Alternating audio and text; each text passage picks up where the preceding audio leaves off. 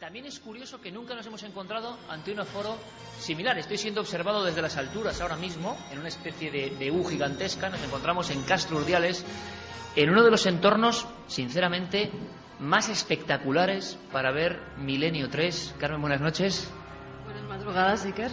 Se siente uno está muy pequeño aquí, ¿eh? Se siente un poco pequeño y lo estábamos comentando antes con el público que se ha concentrado, los cientos de amigos que están aquí con nosotros, y es que hemos hecho programas en grandísimos aforos, en estadios llenos, y sin embargo algo debe tener la piedra, algo debe tener la historia, algo debe tener la crónica de hechos que aquí se han reproducido una y otra vez, y algunos hechos bastante dramáticos, como ha sido la historia en esta parte de Cantabria, en la antigüedad.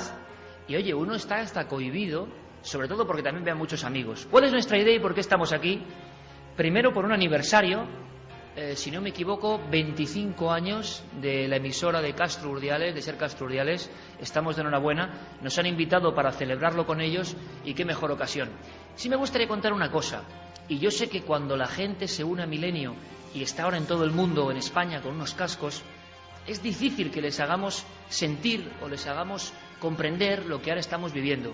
Es un grupo de personas en la sala, en la nave central de este castillo, fortaleza, faro, pero es que fuera hay mucha gente y fuera se ve el cielo inmenso, los hados están siendo propicios, no nos llueve, la inmensidad del cosmos encima de nosotros, las playas de Castro Urdiales por debajo, las luces tintineando, mostrando el perfil de esta ciudad que nos ha tratado con un cariño impresionante, como siempre nos ocurre en Cantabria desde nuestra llegada. ¿Qué podíamos contaros para sorprenderos? A los que estáis aquí y a los que están en toda España y todo el mundo. Bueno, pues hoy, Carmen, vamos a contar la anécdota que hemos vivido la mañana de ayer, ¿fue, no? La mañana de ayer, sí. Vamos a ver. La mañana de ayer nosotros llegamos al parador de Limpias. Habíamos llegado el jueves por la noche. Sí, exacto. Pasamos la primera noche del jueves en el parador de Limpias. En todo una normal, habitación muy agradable. precioso, precioso. Y entonces alguien dentro del parador pone una cara: hombre, tú eres Iker y tal, sí. Y estás aquí por lo del fantasma, ¿verdad? Y yo realmente me sentí un poco mal, porque dije, no recuerdo yo, y a mí eso me sienta muy mal, digo, no recuerdo yo esta historia. Sí, aquí lo sabe todo el mundo. Pensábamos que estabais aquí por esto. Y entonces empezamos a recordar, nuestro cerebro echó atrás, y empezamos a recordar una vieja historia que llegó incluso a las portadas de los periódicos. Nuestros compañeros, Roberto Cuadrado y Julio Hernández, están aquí con nosotros, y vamos a tener la oportunidad de casi ensoñar, de casi imaginar, de casi ver los lugares, los entornos. Bueno, pues, maravilloso parador de Limpias, sí señor. Y yo con lo del fantasma diciendo, sé que hubo un gran revuelo hace unos 6 años cuando hubo las reformas de este palacete, de este lugar que también tiene mucha historia. Pero lo que pasó esta mañana, o la mañana de ayer, ya superó todas las expectativas. Estábamos en la habitación que debía ser la habitación señalada encima. Y yo escucho por la mañana a una guía con un grupo de personas que dice, esa es la habitación del fantasma. Y estuve tentado de salir al balcón, sinceramente, y de imaginar la sorpresa que podía provocar en unos buenos amigos que visitaban el parador de Limpias, verme a mí saliendo justo en ese instante por el balcón. Pero a veces quiere decir todo esto, ¿verdad, Carmen?, que la leyenda le supera a uno, que siempre anda hablando de leyendas, de mitos y de misterios. La leyenda es muy superior a uno, la encuentra cuando uno no lo espera. Pero ¿quién nos puede contar muy bien esta historia? Pues esta historia nos la tiene que contar Jesús Mier, que es el director del Parador de Limpias. Es una historia tan bonita, tan hermosa, tan como de otro tiempo, que quiero que sea el inicio de este programa. Y pido un aplauso para Jesús, que ya se acerca por aquí.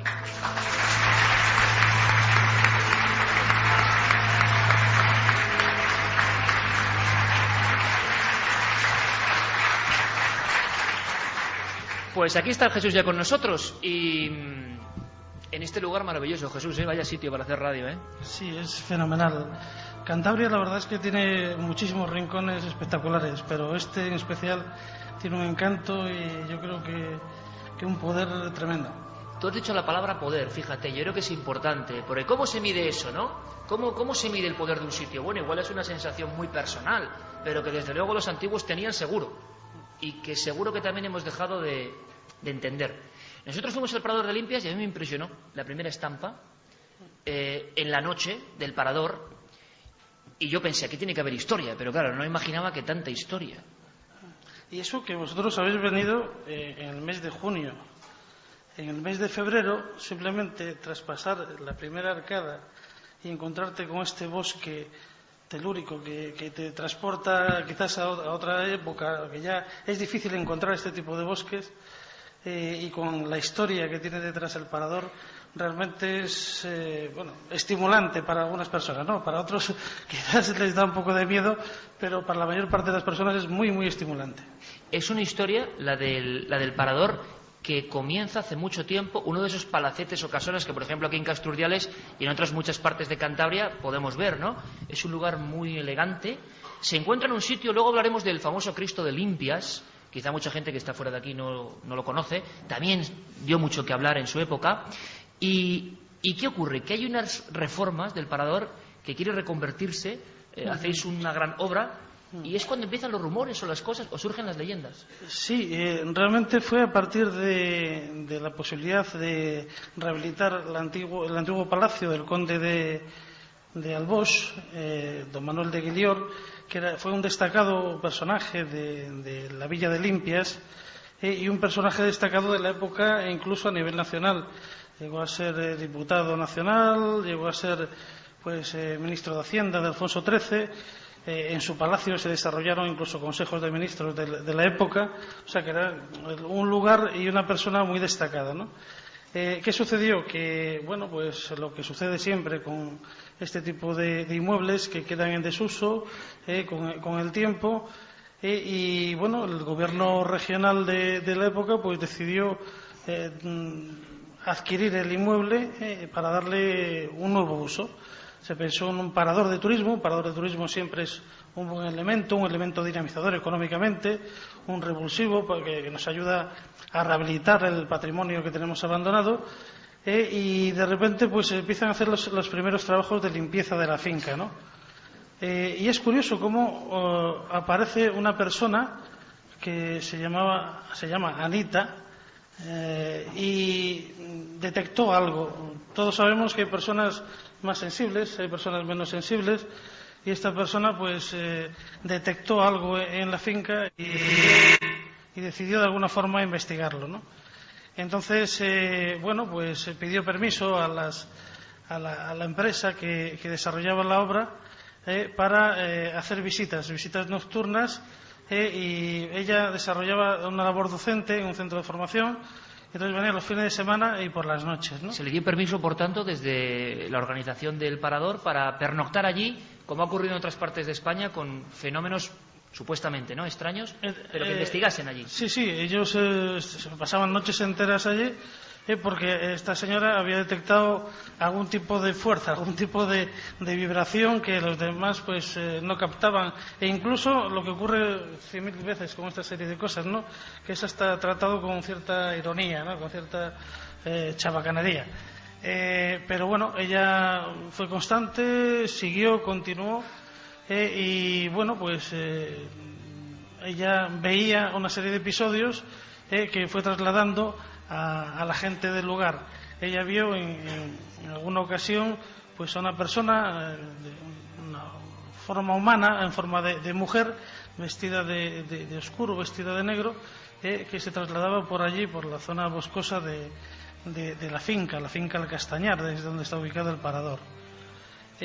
A partir de ahí fue ahondando en las experiencias, y bueno, pues detectó en otra ocasión su visión en una especie de cristal. Se veía como la sombra de los castaños y el rostro de esta mujer, ¿no? A partir de ahí, conociendo la historia de la familia, la ubicó o desarrolló la idea de que pues, posiblemente fuese esa parte no material del ser humano de doña Margarita. Doña Margarita era una sobrina del conde de Guilior, y así fue como ella lo transmitió, así fue como cundió esa idea, hasta el punto de que incluso los obreros que estaban trabajando en la obra del parador, en alguna ocasión, pues alguno tuvo hasta un poco de miedo, no querían trabajar solos y esas cosas. Eso pasa habitualmente, ¿eh? Eso ocurre, que se cuentan cosas y el poder de la sugestión también es fuerte. Que no se asuste la gente que está escuchándonos si percibe algunos ruidos por ahí un poco curiosos. No son psicofonías. Yo estoy también un poco sorprendido, pero en fin, la noche es larga. Y ahí podemos, te agradezco mucho, Jesús, que lo cuentes y de esta forma tan gráfica, ¿no? Porque yo, cuando revisaba un poco la historia, decía, bueno, aquí tenemos, entre comillas, una especie de Palacio de Linares a la cántabra, o sea, una historia antigua, gente que asegura que pasan cosas y una historia documentada en un entorno muy especial. ¿Qué sabemos de esa historia concreta que puede interesar a la gente, Carmen? Pues fíjate que sabemos de esa experiencia, de ese grupo que tiene el permiso necesario para vivir allí varias experiencias, sobre todo para experimentar, para ver si lograban contactar con algo. Al parecer, una de las noches, en una de las ocasiones en las que se encontraban en el recinto, empiezan a escuchar una especie de piano que toca una melodía antigua, melancólica.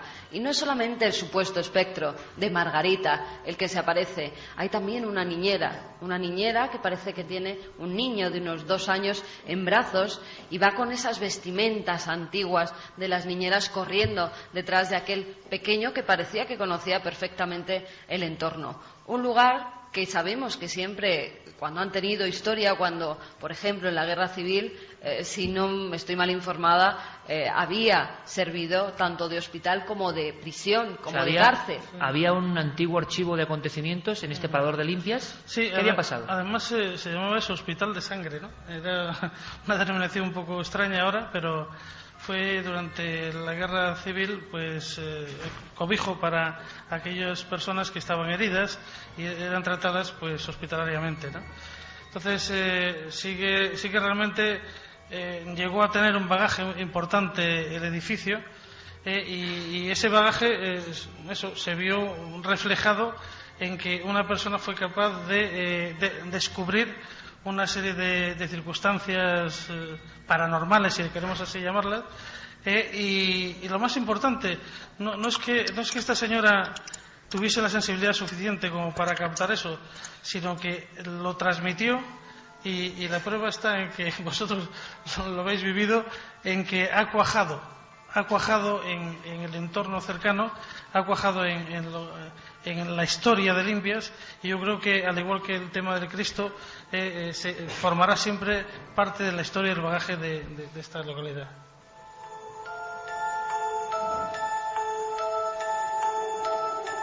Un Cristo que luego contemplaremos, incluso, que tiene una mirada muy especial y que dio, como decíamos, muchos quebraderos de cabeza a la propia Iglesia, que inició varias investigaciones, la gente se acumulaba. Lo curioso es que en Limpias, al margen del testimonio personal de alguien además a quien conocemos y conocimos en nuestras andaduras, muchas por Cantabria, alguien sensitivo, y siempre hay que tener cuidado con eso, luego hubo gente a posteriori que ratificase esos hechos, o que dentro del parador os haya comentado que han ocurrido cosas o no. Luego las sugestiones, pues hay de todo tipo, ¿no? Hay personas que sí que lo sienten, no con la forma de Anita. Anita descubrió y tuvo esa sensibilidad, pero es difícil, la verdad es que es difícil, porque cada uno tenemos nuestra propia sensibilidad, ¿no? Pero, por ejemplo, entre las personas que trabajan en el parador habitualmente o entre clientes, ¿habéis detectado algo?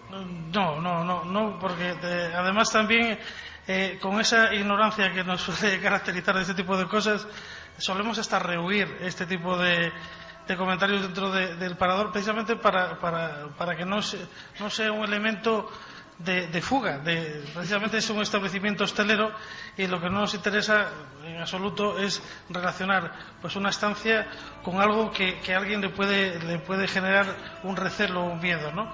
Pero sí que es cierto que todos nosotros, cada vez que hablamos del parador, un elemento consustancial a él es precisamente la presencia de algo, ¿no?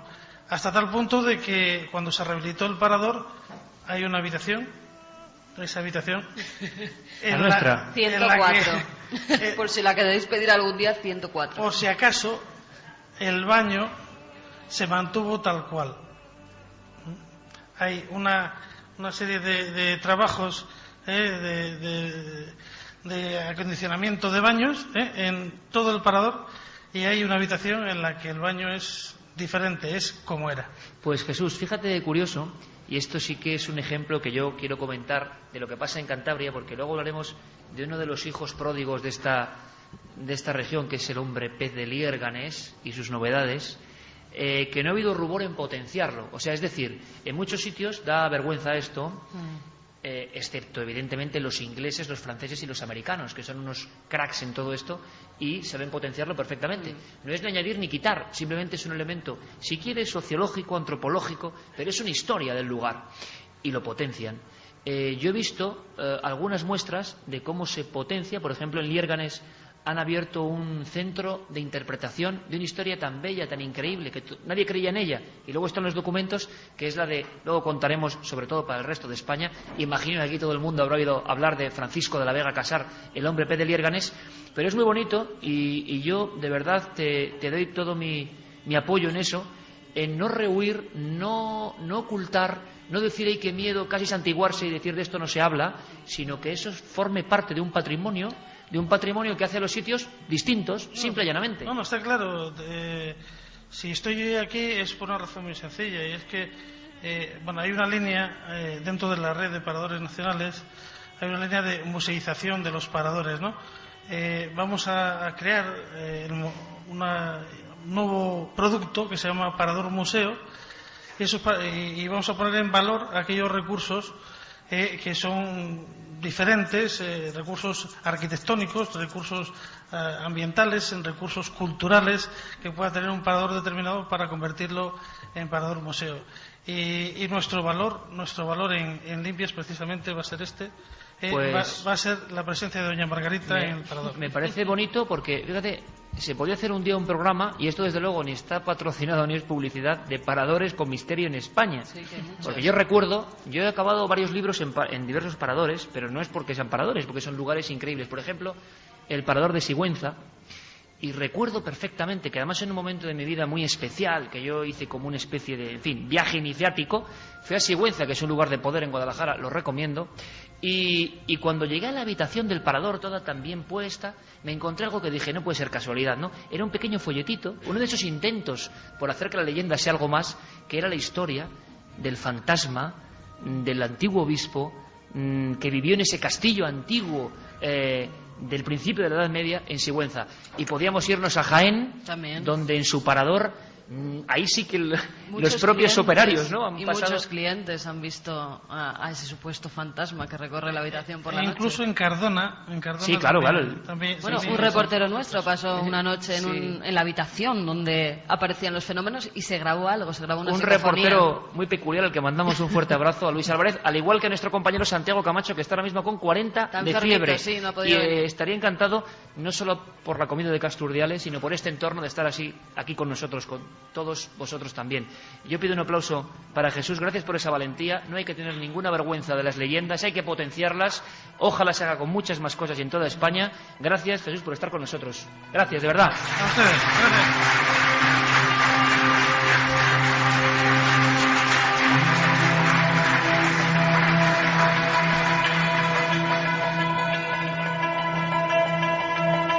Le voy a pedir a mi buen amigo Julio Hernández que nos ponga un poquito de esta música. Esta música, mira, Julio, vamos a hacer una cosa. Y yo sé que a veces, claro, es que la gente que no está aquí, pues luego dice, Iker, ¿cómo haces estas cosas? Pero me gustaría que Dead Can Dance, esa música que estabas poniendo ahora mismo, amigo Julio, pues sonase, aunque sea unos segundos, solamente unos segundos, y chocase con la piedra, ¿no? Yo creo que desde la época más antigua, ahora dicen, hay amigos nuestros que investigan el nombre de Neandertal, dicen que igual tocaban instrumentos muy primitivos, no se sabe, que podían tener un lenguaje que también era compuesto de sonidos. Yo no creo que haya arte más noble que la música, que transforma nuestra conciencia.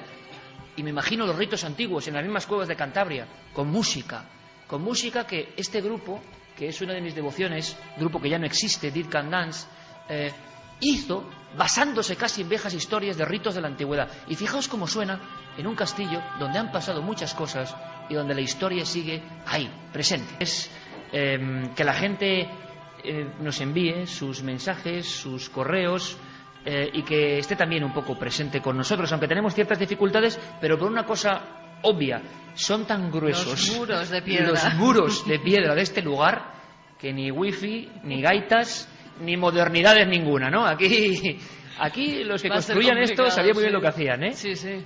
Y querían un lugar de recogimiento, o sea, que entiendan perfectamente los posibles problemas técnicos que tenemos de conexión. Dejadme que os cuente una pequeña historia, y ya sé que yo en esto tengo peligro, pero es así o no es así. Hay un lugar que se llama el Castillo, la Cueva del Castillo, que es un lugar muy especial y que está muy cerquita de Puente Viesgo, que es otro lugar muy especial. Y es que parece redundar, pero ese Cantabria es así. Es un lugar diferente, tiene cosas como ancestrales que todavía casi se pueden tocar pues con la yema de los dedos. Ahora el público que está aquí, en este castillo faro de Castrurdiales, tanto dentro como fuera de la construcción, están viendo una curiosa imagen que yo puedo decir que también me marcó profundamente. Es una historia muy bonita, y es una historia, como yo decía, del cine de la prehistoria. Resulta que con Chema Ceballos, uno de esos hombres auténtico visionario en el buen sentido del mundo de la prehistoria, gente con la que puedes imaginar cómo fue la magia antigua de estos entornos, a veces tan desconocidos, por desgracia. Y cuidado, que en Cantabria tenéis un buen puñado de cuevas que son patrimonio de la humanidad, pero que en mi opinión siguen sin ser conocidas en ese otro nivel. Nosotros comprendemos y apoyamos eso que se llama arqueología, y los datos y los números y las mediciones y la ciencia pura y dura, que es con la que avanzamos, ¿de acuerdo? Pero otra cosa es lo que se siente en algunos de estos lugares. Y yo os puedo decir, amigos, que a mí el corazón me dio un brinco cuando, estando en el castillo, poniendo unos focos, que la luz es muy importante, en una de las piedras que está tallada y que tiene un grabado de una especie de hombre bisonte tremendo, de un inmenso poder, y que quizá hace más de 20.000 años dejaron allí las personas que vivían cerca de Puente Viesgo y que eligieron por algo ese lugar, iluminando con los focos de la televisión. Fue una experiencia increíble, ¿no? Mezclar esa tecnología con las cuevas. Vimos, como ya conocía muy bien Chema, como conocía muy bien Marcos, que va a estar con nosotros, vimos que la pared hacía figuras, la pared se convertía en algo vivo, y la pared a veces mostraba una especie de demonios, por ejemplo, de patas que casi parecían dos patas de cabra, en un icono antiquísimo, una especie de capa o de traje, una especie de jiba e incluso un único cuerno en la cabeza. Pero es que eso se movía, ¿recuerdas, Carmen? Eso se movía por toda la sala, y justo era el lugar de poder, el lugar casi de establecimiento, una gran explanada, y uno podía imaginar al viejo chamán de la prehistoria contando las cosas del mundo y del inframundo a la gente que estaba ahí. Y yo os digo una cosa, amigos, con una música muy parecida a la que está poniendo nuestro compañero Julio, con los cascos y viendo esto dentro de las cuevas, cosa que yo recomiendo que hagáis, ¿por qué no? Tuve una experiencia de decir, qué cerca estamos del misterio, qué cerca estamos de los misterios más profundos del hombre, del inicio de las religiones y de tantas cosas importantes, y que pocos, excepto especialistas, le hacen caso. Yo quiero tener aquí con nosotros a Chema Ceballos, a Marcos García, que han sido y son los directores de conservación de Cuevas de Cantabria, casi nada, y sobre todo son amigos que me enseñaron un mundo nuevo. Chema, Marcos, bienvenidos.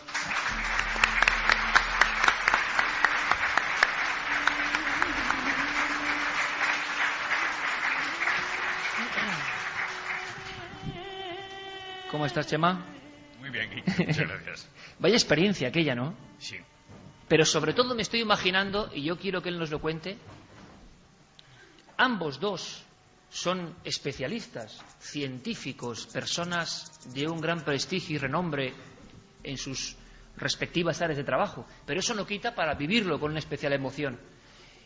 Y me acuerdo cuando Chema me contó cómo fue la primera vez que se encontró con esa figura, que puede ser un chamán, un demonio, una sombra, un dios, yo no sé qué, que se aparece hace miles de años en el castillo. Para mí esto sí que es una aparición real. La gente dirá, bueno, si es una sombra. Bueno, hay que verla en su contexto cómo se mueve, qué podía significar. ¿Cómo fue tu primer encuentro, Chema, con la sombra? Fue en parte casual. Llevábamos unos cuantos años ya estudiando la cueva del castillo, Mark Groening, un prehistoriador belga, Echegaray, y yo, y hacíamos fotos, lógicamente. Entonces, cuando fotografiamos la columna donde está el hombre bisonte, que además tiene en la parte superior una cabeza también de bisonte, al hacer las fotos se debió de mover el flash. Y cuando volvimos por la tarde y empezamos a mirar cómo habían salido las fotos de una serie de figuras, de repente nos encontramos con la sombra. Y bueno, la primera cosa que yo dije fue: ¿dónde está esto? Esto no. Dice: no, pues la máquina no, esto está allí. Bueno, pues entramos a verlo otra vez. Y entonces fue cuando nos dimos cuenta de que, bueno, siempre habíamos sabido que había restos de pintura negra, pero no habíamos pensado en más. Porque es importante decir, Chema, que había como dos líneas, lo que hoy serían las patas, dos líneas que sí que estaban Pintadas. Claro, pintadas ahí y nadie veía nada, dos líneas. Esas líneas tenían un sentido con la luz. Efectivamente. Entonces lo que hicieron los artistas paleolíticos fue proyectar la sombra para hacerla coincidir con las dos patas pintadas, y sale esa especie de demonio, de diablo, que, perdón por la expresión, acojona. Porque es ¿Para algo... qué andar con rodeos? Es que, ¿tú sentiste eso? Sí.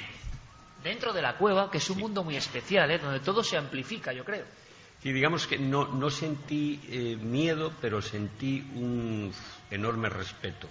Era algo que de repente apareció allí. Era algo que habían visto los paleolíticos, porque, como digo, habían proyectado la sombra y le habían pintado las patas, pero si no pones la luz exactamente en el lugar adecuado, no coincide, es decir, no hay patas ni hay figura. Entonces, además de que esta gente eran unos artistas impresionantes, pero eso ya lo sabemos viendo las figuras representadas en el arte rupestre, hay más que eso.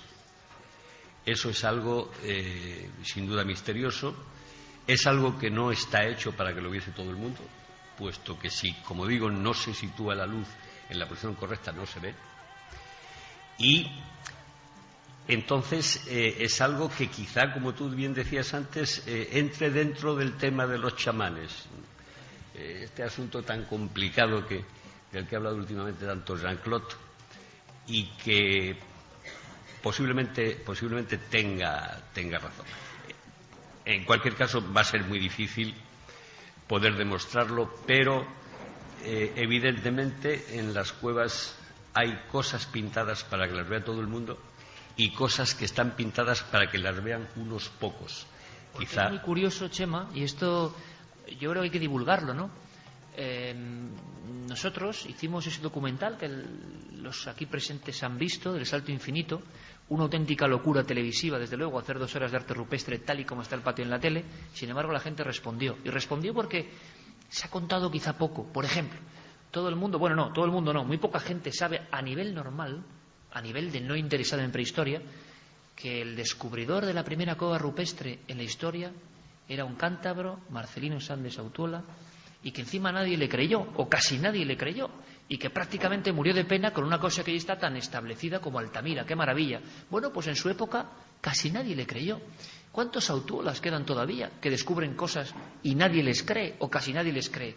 Pero hay un poco más allá. La propia Altamira, que todo el mundo tenemos el icono, que es el icono, por cierto, de esta comunidad autónoma de Cantabria, y es un símbolo, creo que, de lo que es la península ibérica y lo que significa.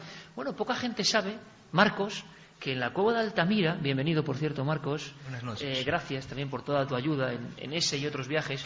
Poca gente sabe, yo quiero contarlo aquí porque debe contarse aquí, que uno deja esas salas maravillosas donde, por cierto, uno trasciende, o sea, yo puedo ser muy especial, pero de verdad que no soy nada sensible o sensitivo, y sin embargo, en estas cuevas de Cantabria yo he estado más cerca, repito, que nunca del misterio, del auténtico misterio.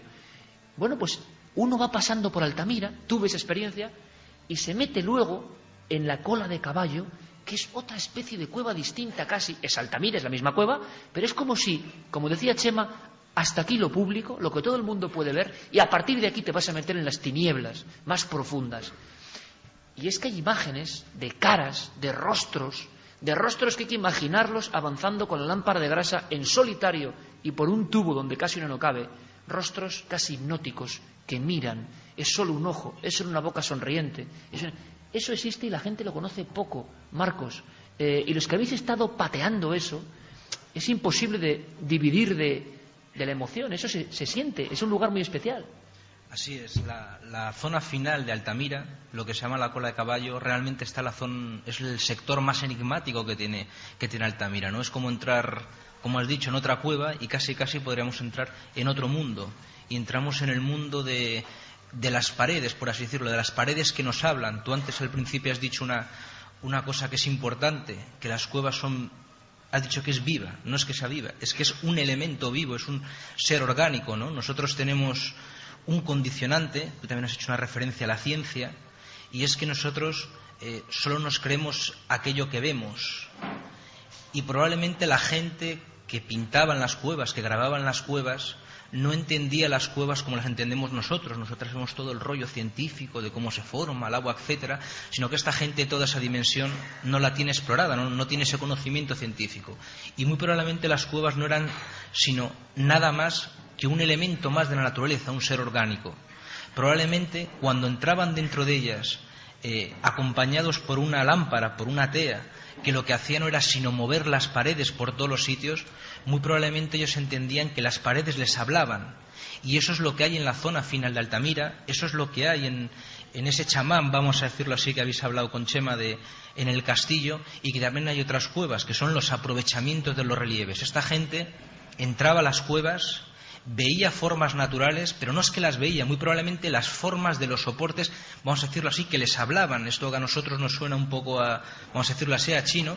En muchos grupos primitivos actuales todavía existe esa relación de diálogo entre los elementos naturales, entre los ríos, entre los árboles y también incluso entre las paredes. Yo me acuerdo en el año 99, creo que fue, en una reunión de Patrimonio Mundial en Portugal, vinieron unos aborígenes que eran la primera vez que salían de Australia, y cuando les bajaron al sitio donde estaba el arte rupestre, empezaron a tocar todas las paredes en Fozcoa, tocar las paredes con los animales que había, ¿no? Y decían que es porque las paredes era el vehículo para hablar con el más allá. El más allá depende de las sociedades que sea, tiene muchos sentidos, ¿no? Y muy probablemente es esto de lo que estamos hablando en Altamira, de lo que estamos hablando en el castillo. En concreto, en el castillo está esa imagen proyectada de humano, vamos a llamarse humanoide si queremos.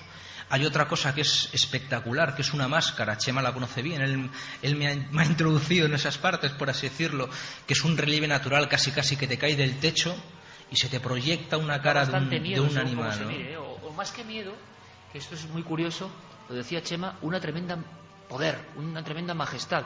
Quizá como cuando uno está en un lugar así y ve una virgen románica, sea creyente o no, si es que da lo mismo. Uno ve una imagen y dice, o uno ve uno de esos niños vudú de África o Oceanía con un cuerno en la cabeza, por cierto, Chema, que la figura es como la tenemos muy marcada en todas las culturas, y uno se queda, le gusta el arte más o menos, se queda impresionado. Seguro que os ha pasado, y le ha pasado a los oyentes, que una pieza os transmita algo que no sabéis definir con palabras, pero está ahí. Nosotros tuvimos alguna otra experiencia. Después de viajar por Cantabria, viajamos por Francia, y viajamos, por ejemplo, a las cuevas de Nió. Otra Altamira, vamos a llamarlo así, pero en Francia. Y tú recuerdas lo que era la oscuridad allí y dormir allí, acostarte un poco intentando entrar en un sueño en la oscuridad de una cueva, que es una cueva enorme, que parece una novela de Julio Verne, que se extiende como hacia el centro de la tierra, ¿no? Pues se sentían cosas. Tiene un gran salón, un inmenso salón, como suelen tener además las cuevas. Yo creo que allí incluso me imaginaba a los niños pequeños viendo en el castillo cómo se movía esa figura, ¿no?, en un antiguo cine.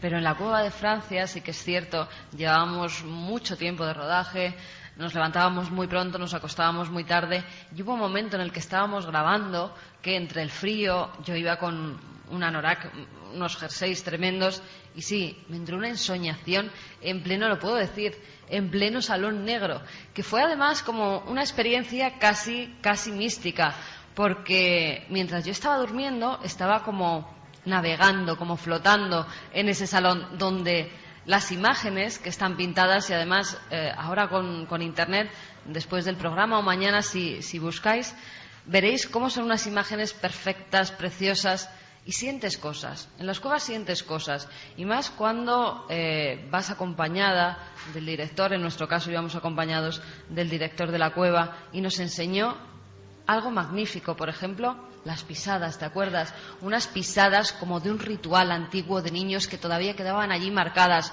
una especie de baile que habían llevado a cabo unos niños de aquella época y que hoy teníamos y podíamos ver. ¿Y por qué hacían esos rituales? ¿Y por qué en ese sitio? Pues todo tiene un porqué.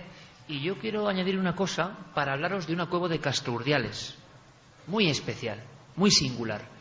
Y es si los rituales son en un sitio y por qué. Y sobre todo, yo a uno de esos prehistoriadores le decía, oye, ¿y si se descubre algo en una de estas galerías remotas y se pone una verja y casi nadie entra, ¿qué pasa? Bueno, pues casi nadie lo descubre.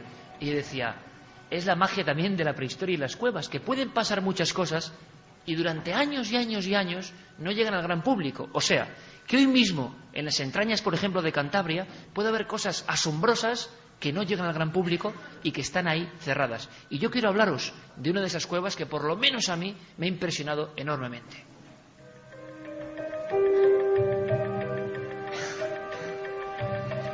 Y esa cueva, amigo Chema, es una cueva que tú me enseñaste. Ahí es un rostro, una cara, es curiosísima, no es fácil de ver para el no iniciado, y esta misma tarde hemos tenido una experiencia muy distinta. Hay mucha gente en Cantabria que ha recorrido las cuevas y que ha encontrado cosas, pero claro, a veces algunas cosas, y poniendo toda la prudencia que podemos poner, son tan raras que rompen casi todo lo establecido, y a veces da la sensación de que se silencian, o de que no se debe hablar de ellas, o de que deben permanecer a un lado, ¿no? Bueno, esta es la cueva de la Hoz o de Juan Gómez, en Castourdiales, en Sámano en concreto. Sí. Y ahí yo recuerdo que Marcos me dejó un libro y venía una de estas caras, uno de estos rostros. Y yo decía, un rostro de 1,90 de largo. Un rostro de 1,90 de largo, o sea, de un poder y de un porte increíble. En una zona, además de una cueva peligrosa, una cueva donde ha habido fallecimientos, accidentes. Y sobre todo la expresión del dibujo, a mí incluso me impresionaba mucho, me daba una sensación de poder muy extraño, muy extraño. ¿Qué ocurrió? Que fuimos allí. Oficialmente es como una deformación, algo, vamos a llamarlo, para algunos, una curiosidad geológica. Chema, como si aquí observamos una piedra de este castillo faro de Castourdiales y decimos, tiene forma de cara. Pero cuando vamos allí, y Chema me las muestra, y las iluminamos, vemos unas grabaduras de una profundidad increíble. ¿Cuál es la historia de esta cueva? Y ahora os cuento la sorpresa que nos ha ocurrido esta misma tarde. ¿Cómo se descubre esta cueva y por qué es tan polémica, Chema? ¿Por qué sigue siendo, no sé si decir una bestia negra de la arqueología, o que no se pone nadie de acuerdo, porque no se parece a nada? Y está en Castourdiales, por cierto. Yo creo que el problema de esta cueva, precisamente tú lo acabas de decir hace un momento, ha sido que se sale de lo normal. Es decir, lo que hay en Juan Gómez no lo hay en otra cueva. Hay caras como esa de 1,90, pero las hay de 3 metros. Creo que en total son 6. Esa, por ejemplo, en concreto, que se veía en la televisión, está muy clara. Tú recuerdas cuando vimos las otras que no se veían tan bien. Una vez que las localizas o las visualizas, digamos, se pueden ver mejor. No obstante, es una cara de perfil, para quien no lo sepa, una cara de perfil, nariz aguileña, boca abierta y una especie de sombrero con penacho y una especie de barba también. Sí. Entonces se requiere una iluminación adecuada también. Yo tuve la suerte de ver en su día con Félix González Cuadra, el descubridor de la cueva, pues las figuras, y como digo, se veía muy bien. De todas formas, eso tiene algo de muy especial, y es que además del grabado que se encuentra, eso fue modelado. Yo creo que es paleolítico sin duda ninguna, pero es un bajorrelieve, vamos a decirlo así, un bajorrelieve con miles y miles y miles de años. Claro, hubo un momento en que la caliza se descompuso, y entonces cuando estaba blanda, con los dedos y fueron haciendo todo el borde, todo el contorno de la cara. Posteriormente hubo una recalcificación otra vez, la piedra volvió a endurecerse y es como la encontramos en la actualidad. De todas ellas, esa que se ve reflejada, que veíamos en la televisión, es la que mejor se conserva. Las otras han sufrido posteriormente cierto deterioro natural. Ha habido formaciones estalagmíticas encima, etcétera, que las hacen un poquitín más difíciles de ver, pero vamos, que son... La gente está preguntándose, bueno, y para que os hagáis una idea, en toda la prehistoria apenas se reproduce el hombre. Hay muchos animales, hay algunos hombres, pero muy... no voy a decir insignificantes, ¿verdad, Marcos? Pero sí que no es normal un retrato tan gigantesco. ¿Qué representa esta figura? Nariz aguileña, boca abierta, un aspecto incluso tan hosco o que impresiona, os lo digo, yo ahí con Chema y con Sergio Fernández de Pinedo, nuestro jefe de imagen de Cuarto Milenio que anda por ahí, nos quedamos impresionados ya. Tuvimos la sensación de echarnos casi hacia atrás al ver aparecer la cara. Bueno, si se hizo así en esta cueva de Sámano tan poco conocida, ¿por qué creéis que se hizo así? ¿Qué sentido tenía eso? Yo diría además una cosa, fue algo que debió de ser muy importante para los artistas que en su momento lo hicieron, los o él. Y digo esto porque algunas caras están a 7 u 8 metros del suelo. Y claro, para hacer una cara de 3 metros de altura a 7 u 8 metros del suelo, que requiere poner andamiajes y una serie de cosas, debió de ser algo que efectivamente de alguna manera les impactaba, algo terrible. Porque aparte de eso no hay, exceptuando un signo laciforme que hay en la entrada de la cueva, rojo, no hay más cosas, ¿no? Se habla de grabados, pero vamos, puede ser, en cualquier caso es dudoso. O sea, fueron a hacer esas caras al fondo de la cueva, además al fondo de la cueva, como bien vimos, las modelaron, pero para hacer todo eso tuvieron que poner andamios, en fin, tenía que ser algo que se salía de lo normal, así como las caras se salen de lo normal, porque no hay en otras cuevas nada similar. Y sería, podemos especular, un dios, un hombre, un icono al que adoraban. Yo voy a hacer una pregunta a Marcos, que es, Marcos, ¿por qué es tan poco conocido esto? Ocurre aquí en Casturdiales y mucha gente, Chema, de Casturdiales no conoce esta historia. Luego os contaré la anécdota con el descubridor de estas caras. Se pelean científicos y es normal y es sano que ocurra, pero de las caras, de las extrañísimas caras de la Cueva de la Hoz, casi nadie habla. ¿Por qué pasa esto, Marcos? Bueno, ya lo habéis avanzado, ¿no? La excepcionalidad casi un poco se viene a reproducir un poco la historia de Altamira. Todo aquello que prácticamente no encaja en los cánones que son aceptados, vamos a decirlo así, por la ciencia, y por la ciencia casi el positivismo, el relativismo absoluto, pues todo aquello de primeras es prácticamente rechazado. Entonces, como hasta fecha de hoy prácticamente no se ha encontrado absolutamente nada igual, todavía la mayor parte de la comunidad científica realmente está tirándose, vamos a decirlo, hacia atrás, ¿no? Y prácticamente no se considera. Y en parte también probablemente, como también Chema ha indicado, porque ha habido una serie de procesos geológicos, por así decirlo, que en parte han enmascarado lo que sería esa evidencia de la mano que ha hecho el surco, ¿no? Nosotros vemos el agujero, pero no conseguimos ver los rastros técnicos, ¿no? Y nos queda, pues, esa sombra, por así decirlo, cubierta de lo que es, lo que fue en origen ese gran grabado, ¿no? La impresión que no es una cueva que se suele visitar, ¿verdad, Chema? ¿No es fácil visitarla? Se puede visitar solicitando un permiso en la Consejería de Cultura, sí, por supuesto. Lo que ocurre es que, como ya visteis, la cueva no está urbanizada, no es peligrosa incluso. Ha habido algunos accidentes incluso porque no es fácil. Espeleológicos, efectivamente. Entonces, bueno, yo diría que a quien le guste el tema que estamos tratando debería de verla, pero a quien no le guste este tema no iba a ver nada en la cueva, es decir, se iba a aburrir, porque claro, no es igual ver un bisonte, no sé, o una mano en el castillo que ver esas caras, es algo diferente y además es que se sale de lo normal. De entrada se sale de lo normal y entonces no es lo que tú esperas ver en una cueva prehistórica. Es otra cosa. Chema, una recomendación no para la gente que está aquí en Casturdiales con nosotros esta noche tan especial, sino para toda España. Casi en titular, que la gente venga a Cantabria y tú dirías, para ver y sentir qué cueva. Bueno, hay dos tipos de cuevas. digamos, para el visitante no experto. Las cuevas que tienen muchas formaciones naturales que son muy bonitas, por ejemplo la Cueva del Soplao, cuevas como la Cueva de las Monedas, que también es muy bonita geológicamente y que además tiene arte rupestre, y cuevas donde se va o se debería ir exclusivamente a ver arte rupestre, que es el Castillo o la Pasiega, por ejemplo, ¿no? Que son potentísimas y claro, uno, casi le guste el tema o no, va a sentir cosas. Sería bonito invitar a toda esta gente, ¿no?, a que la recorra. Yo estoy seguro que mucha gente de aquí... voy a hacer un experimento de esos. ¿Cuánta gente ha estado, por ejemplo, aquí en la Cueva del Castillo? ¿Podéis levantar la mano? Pues fíjate, queda mucha gente, Chema, sin ver la Cueva del Castillo. Hay que animar a la gente a que se reencuentre con los primeros misterios. Yo quiero de verdad un aplauso grande, importante. Esta gente me enseñó un mundo nuevo y a mí me sorprenden ya pocas cosas.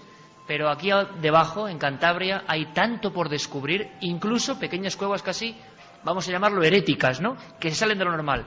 Marcos García y Chema Ceballos, la gente que enseñaron a otros las cuevas y ahora las conservan, y que de verdad, de una forma muy humana, de una forma muy especial, viviéndolas de verdad. Os imagináis a Chema, ¿no?, en aquel momento en que ve que las dos patas negras son algo mucho más poderoso, muy cerca del misterio y enseñándolo pues para todo el mundo. A mí me gustaría mucho que los niños, que la gente fuese a las cuevas. Quizá los niños, que ven como nosotros ya no vemos, entiendan el misterio de las cuevas mejor que nosotros. Chema, Marcos, ha sido un honor contar con vosotros y espero que nos aguarden muchas aventuras. Gracias. Me ha puesto cara de susto mi compañero Carlos Largo, porque le he hecho un gesto. Le he hecho un gesto que qué significa no lo sé, luego lo descubriremos. Qué emoción, oye, es que me da mucha emoción y me siento muy, muy honrado de estar con gente como Chema, como Marcos. No sé, que vibran de una forma muy especial. Y es que hoy nos ha ocurrido algo, ¿verdad? Se ha acabado esta cadena de alguna forma de la cueva de Casturdiales, de la cueva de Sámano. ¿Qué nos ha pasado? Bueno, pues vamos a seguir contando secretos. Y que llevaba toda la semana empeñado, tengo que conseguir la foto, esa que habéis estado viendo, la de ese perfil, ¿verdad? La teníamos en algún sitio, en casa hemos estado pues con el archivo completamente revuelto por una serie de cambios que teníamos. Pero empeñado, ¿eh? Yo y soy empeñado, muy pesado. y sí, os lo puedo asegurar. Y entonces, toda la semana, y dónde la teníamos, y busca en este libro, y busca en este otro. Total, que al final nos vinimos sin la fotografía porque era imposible encontrarla. Y hoy, cuando estábamos comiendo, hemos empezado a hablar de esa fotografía y de esa cueva. Y justo nos dice el alcalde: pues tenéis al lado al sobrino del hombre que la descubrió. A Chus. Y entonces nos quedamos, ¿cómo? Sí. Que si queréis le llama a Félix, a este hombre que descubre la cueva, y bueno, podéis hablar con él. Y entonces a Iker se le ha iluminado la cara, ya no quería postre, ya no quería absolutamente nada, eso es y solo difícil. quería ir a ver. Y de verdad os contamos estas cosas porque estamos en este ambiente, ¿no? Entre amigos, pero hablando para toda España y para todo el mundo, ¿eh? Milenio 3 es un programa que ya tiene tanta audiencia en las emisoras de radio como en todo el mundo, y eso nos enorgullece. Y a mí me gusta mucho que, por ejemplo, el nombre de este buscador, Félix González Cuadra, pues surja para todo el mundo. Pues entre Internet y la emisión, para más de 1 millón de personas en el mundo. Porque yo creo que hay gente que todavía sigue teniendo ese empeño, que sigue buscando a contracorriente incluso, y se encuentra con cosas. Y hemos acabado en casa de Félix González Cuadra, que fue la persona que encontró estos rostros y que yo creo que tenía la misma pena que pudo sentir, salvando las distancias, o no lo sé, un Sautola cuando nadie le creyó. Y cuentan que casi murió de pena porque cuando llegaron los franceses dijeron: Mon Dieu, ¿no? ¿Qué es esto de una cueva en Cantabria con pintura rupestre y con arte? El hombre no pinta las cuevas. Hasta que el pobre Sautola murió, Vilanova, que era otro catedrático que le apoyaba, murió, y en Francia, mucho tiempo después, sí se descubre que el hombre pintaba las cuevas. Y entonces dijeron: tenía usted razón, pero llevaba muchos años muerto. Mi impresión, repito, salvando las distancias, es que todavía quedan algunos Sautola, que todavía queda gente, no solo en Cantabria, sino en el mundo, que se ha encontrado con cosas y que ha empeñado a veces su vida en acercarse a esas cosas. Gente con una sensibilidad muy especial, equivocados a veces, seguro, y otras no. Pero cuando yo he estado hoy delante de este hombre, mirando al mar de Casturdiales en esa terraza, he sentido que estaba delante de otro hombre de poder, de un hombre que sabía muchas cosas. Él me decía que un día iluminó la cueva entera, en diferentes puntos, y entonces me dijo que esas caras prácticamente hablaban, que esas caras manifestaban su enorme poder, que esas caras quizás sean más antiguas que todo lo que conocemos y que casi nadie les hace caso. Es como si quisiéramos olvidarlas, esos rostros un poco desagradables incluso. Yo creo que es un pecado olvidar tanto a las caras como a las personas que a contracorriente han demostrado con fe su teoría. Una pequeña anécdota.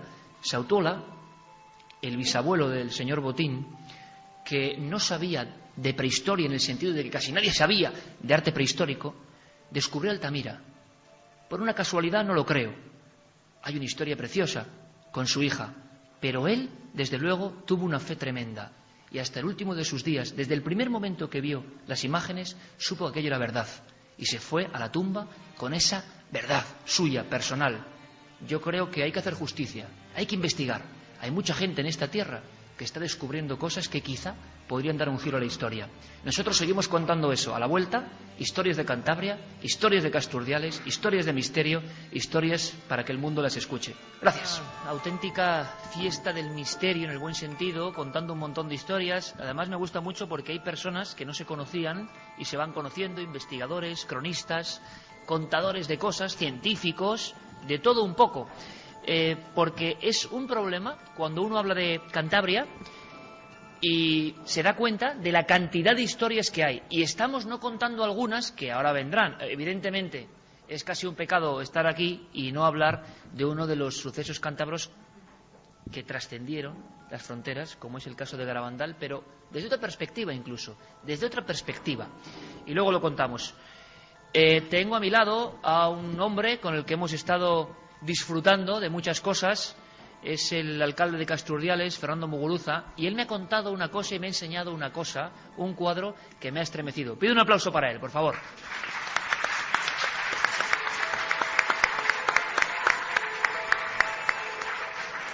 Tú sabes, Fernando, a qué me refiero, ¿no? Un cuadro. Sí, el cuadro, dos cuadros que tenemos en el Salón de Plenos del Ayuntamiento que reflejan, lo estoy viendo ahora sí, que reflejan lo que es lo conocido como la francesada.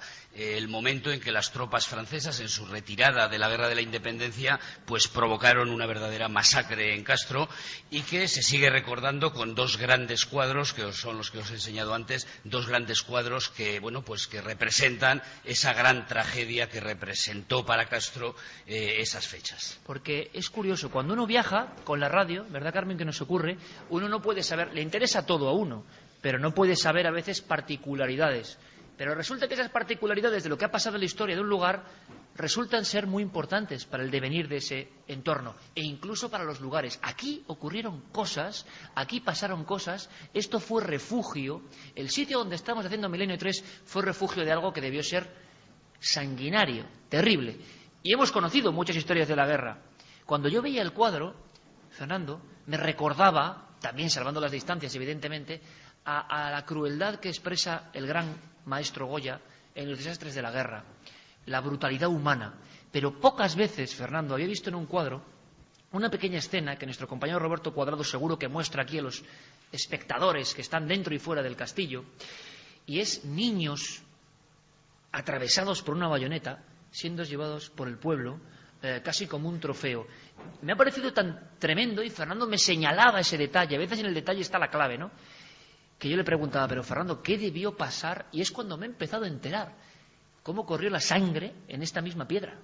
Pues sí, yo creo que esta represalia, este ensañamiento que hubo en Castro fue fruto precisamente del tremendo esfuerzo y de la tremenda oposición que hicieron los castreños a ser conquistados.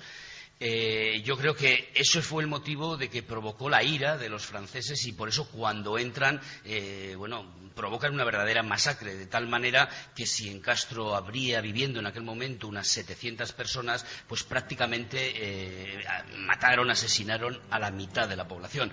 Pero con la característica de que la población que había quedado dentro de las murallas eran precisamente ancianos, mujeres y niños, porque los varones, pensando que no iban a tener, pues el atrevimiento, las tropas invasoras no iban a tener el atrevimiento de hacer esa masacre que luego finalmente hicieron, los varones abandonaron a través de aquí, muy cerca de aquí, se bajaron exactamente, yo no sé el punto por donde bajaron, pero bajaron a los navíos ingleses que estaban intentando apoyar a la ciudad, ¿no? Es decir, los varones se fueron y los franceses definitivamente entraron y ya digo, mataron prácticamente a la mitad de la población.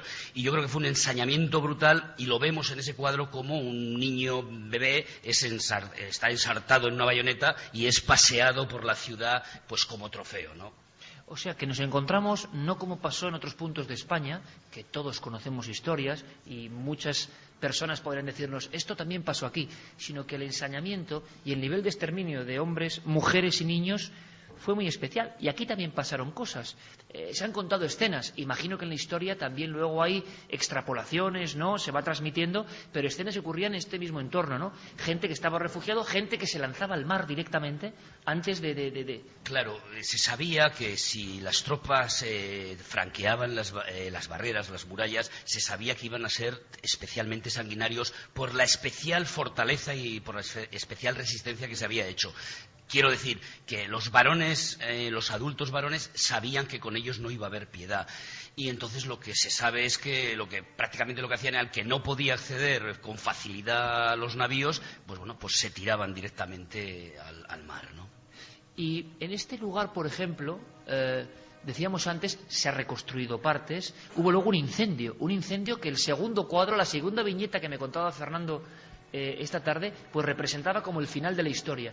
Y es esta ciudad bellísima que vemos desde aquí, que vemos desde esta altura, completamente, o sea, después de lo del niño y de correr la sangre, el incendio completo, la ciudad ardiendo como una tea. Efectivamente, o sea, la venganza fue completa. Y eso que resistieron, que en el cuadro se ve como las mujeres valientes tiraban aceite hacia los soldados franceses, incluso los esperaban en las esquinas con grandes cuchillos para defenderse. Dentro del cuadro hay mujeres portando los puñales y apostadas en las esquinas. O sea, tiene una fuerza tremenda de lo que debió ocurrir. El carácter castreño, pues desde luego ahí se manifiesta. Yo también supongo, ahí es un suponer, pero que estamos hablando del año 1813, prácticamente la retirada de las tropas napoleónicas de la península, que iban realmente vencidas, realmente derrotadas en el resto de España, porque como sabemos la guerra de la independencia finalizó en el año 1814, un año después. O sea, prácticamente desde el año 1808 que surge el 2 de mayo en Madrid, que prácticamente estaban ya de retirada, una retirada, pues que fue, yo creo, de las primeras derrotas que tuvo las tropas napoleónicas. Fue un verdadero varapalo para Napoleón, ¿no? Yo me imagino que todo eso supondría la ira de las tropas y ese ensañamiento, repito nuevamente, no ese ensañamiento tan brutal. Pero es curioso, Fernando, porque esta misma tierra lo ha sufrido en otras ocasiones. Luego quizá comentemos alguna de esas escenas, que a veces con escenas es como aprendemos de los crucificados en los montes, no muy lejos de aquí, en las guerras cántabras, ¿no? O sea, ha habido una historia muy apasionada, muy violenta en ocasiones, y eso parece que queda en algunos lugares. Mira, Fernando, nos va a contar Carlos, creo que lo podemos escuchar por aquí. Carlos Largo, compañero, buenas noches. ¿Me oís? Te escuchamos, sí. Yo no sé si ha habido una pequeña interferencia, pero yo creo que el sonido es limpio, porque yo tenía un interés especial. Tú has salido de este recinto, la visión es absolutamente espectacular. Yo decía al principio que nunca he visto un lugar para hacer Milenio 3 con estas vistas, pero me gustaría tener algún dato del lugar donde estamos, exactamente donde estamos, en este Castillo Faro. Pues tal y como lo ha descrito muy bien el alcalde, estamos en una de las partes más altas de Castro Urdiales. Es una, digamos, formación rocosa en donde está este Castillo Faro, muy cerquita de la iglesia gótica de Santa María. Es un edificio del siglo XII. Y bueno, pues tal y como contabais, por aquí han pasado muchos relatos históricos. Por ejemplo, sin ir más lejos, en este periodo, en el siglo XIX, como bien contaba el alcalde, pues tuvieron estas escenas en las que pues todo el pueblo se tuvo que refugiar aquí. Fue su lugar de refugio, el bastión más difícil de invadir, vamos a decirlo así, y donde estamos ahora hay que imaginar a las mujeres, a los niños, viendo cómo viene la turba, ¿no? Además, bien nos describían antes también que muchas personas eran las que, bueno, pues ante esa esa tragedia, que veían la muerte muy cerca, decidía tirarse al mar para salvar, digamos, de alguna manera su vida, intentar salvarla de una última oportunidad, quizá antes de que las tropas francesas terminaran con su vida. Y bueno, pues este edificio, como decíamos, tiene también otras historias. Por ejemplo, en el siglo XVI-XVII quedó prácticamente abandonado, únicamente servía, digamos, como refugio de algunos elementos de artillería, como pólvora. Pero luego se fue reconstruyendo poco a poco hasta el siglo XIX, como recuperamos esta nueva época, en la que ya se inauguró el faro que ahora mismo me encuentro aquí en el patio del castillo y que está iluminando esta zona costera. Y sirvió para orientar a todos estos barcos pesqueros que bueno, en este puerto importante de Castrurdiales pues supuso para esa época, para finales de mitad del siglo XIX, a finales ya casi. Bueno, pues tenemos una viñeta del lugar donde estamos exactamente ahora, a las 2:16. Gracias, Carlos. Luego me cuentas algo de otro castillo más desconocido y que llaman de los Templarios. Se habla de un arca de piedra. ¿Y qué tiene ese arca de piedra? Bueno, pues luego me lo cuentas, Carlos, ¿vale? Muchas gracias. Fíjate, Iker, antes justo de entrar a hacer el programa, un chico que además está ahí me decía, ¿os han contado lo de los grilletes en el muro? Bueno, al parecer, ¿Los billetes en el muro? Grilletes que se ponían en la cara que da hacia el mar, aquí en el castillo. Allí se encadenaba a la gente y dejaban que cuando subía la marea se ahogaran. Tú fíjate qué forma tan cruel de hacer morir a la gente, ¿verdad? Encadenado con unos grilletes al castillo y el agua poco a poco, que sabes que al final va a acabar contigo. Pues yo he tenido una experiencia muy singular, le decía a Fernando, que ha sido un poco nuestro cicerone aquí también, con los compañeros de la cadena SER que se han desvivido, porque estemos a gusto. No hacía falta mucho, porque yo, por ejemplo, que no soy de muy lejos, soy de Vitoria, no conocía Castro por dentro. A veces eso de pasar por los sitios y no fundirse con los sitios. Y hoy lo hemos hecho y hemos recibido, y no solo de las autoridades, sino de la gente de la calle, tal afecto, tal sensación, que uno se va más contento y con ganas de aprender. Por eso contamos algunas historias y vamos a seguir contándolas, no solo de cuevas, de faros y de asedios, de un lugar que nos ha parecido maravilloso y como la forma de su playa nos ha abrazado a la nave del misterio. Fernando, mucha suerte, muchas gracias y hasta la próxima, amigo. Muchas gracias a vosotros.